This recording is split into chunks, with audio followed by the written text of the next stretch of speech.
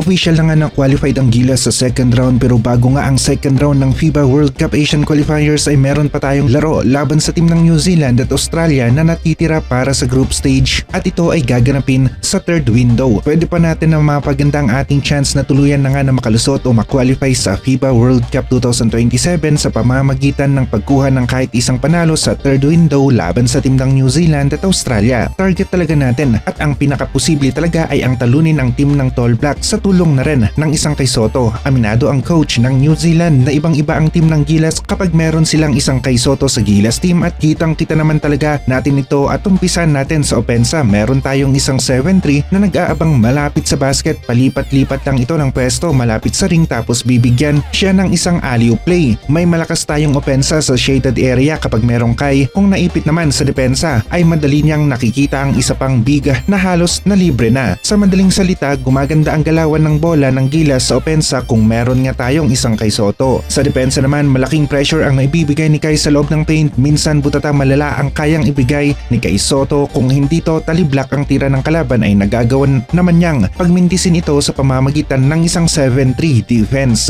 Pagkuha ng rebound, tumataas nga rin para sa Gilas team kung merong isang Kai sa ating national basketball team. Sobrang nahirapan naman tayo laban sa team ng Australia, lalong-lalo na sa second half na kung saan dito tayo nila iniwan sa score. Marami pa tayong kailangan na gawin na trabaho laban sa team ng Australia. Aminado rin si Coach Tim Cone na mas maganda kung merong isang kay Soto ang kanyang team at mas marami silang nagagawang option sa kanilang sistema, mapa-opensa at depensa. Yun nga lang ay nag-skip si Kai sa second window at mag-i-stick tayo sa sinabi ng kanyang handler na EWP na gagamitin nila ang oras o panahon na ito para sa mas mahabang pahinga ng ating big man na si Kai dahil kita naman natin mahaba-haba pa ang Japan B1 B-League Season 2026. Kailangan na maging healthy si Kai para matapos niya ang season na ito sa kanyang team na Koshigaya Alphas na merong malakas at magandang impact sa kanilang team. Kung hindi nga makakakuha ng isang panalo ang Gilas laban sa team ng Australia at New Zealand ay kailangan na walang magawang pagkakamali ang Gilas sa second round laban sa mga teams ng Jordan, Iran at Syria. At kita natin sa kanilang grupo, ang Group C ay mukhang ang Iraq pa nga ang malalaglag sa kanilang grupo. Ibig sabihin nito kailangan na hindi tayo matalo ng Jordan, Iran at Syria sa second round para mas sigurado na tayo ang makakakuha ng spot sa FIBA World Cup 2027. Kung maglalaro naman si Kai Soto laban sa mga teams na ito ay lamang ang Gilas, kayang-kaya natin na manalo dahil halos match nga lang ang Jordan, Iran at Gilas kahit na wala pang Kai sa ating lineup. Pero kung meron namang isang Kai Soto, lamang ang ating team sa ilalim. Mahaba-haba pa ang FIBA World Cup Asian Qualifiers, marami pa ang mangyayari. Pero ang gusto nga natin ay isang panalo laban sa team ng New Zealand na magbibigay sa atin ng konting advantage sa second round.